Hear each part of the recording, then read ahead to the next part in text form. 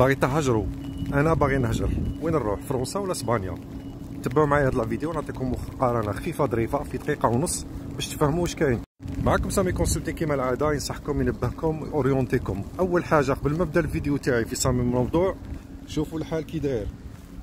هذه فرنسا، رانا لو 24 سبتمبر 2025، عندكم راهي الساعه 14:54. ها لانه هاد البرد تاع الصح في سبتمبر.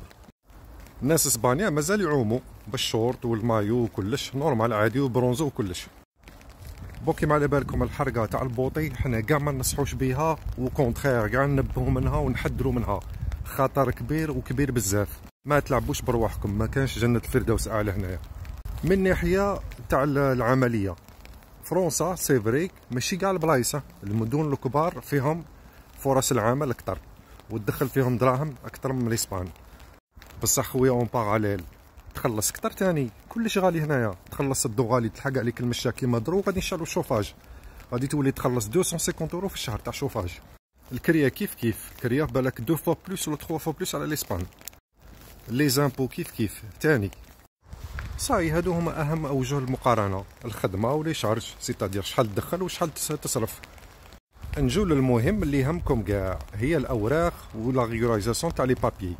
فرنسا غير فوتوها، انا نقول لكم في الفيديو تاع البارح عطيتكم الاحصائيات تاع التسويه في 2024، كارثه وكارثه كبيره. اسبانيا بالعكس راهم يستقبلوا عدد كبير، بالك اول بلد في العالم اللي راه يستقبل المهاجرين ويصنع لهم الكواغط في ظرف قصير اللي هو عامين، وكان بعض الحالات عام واحد.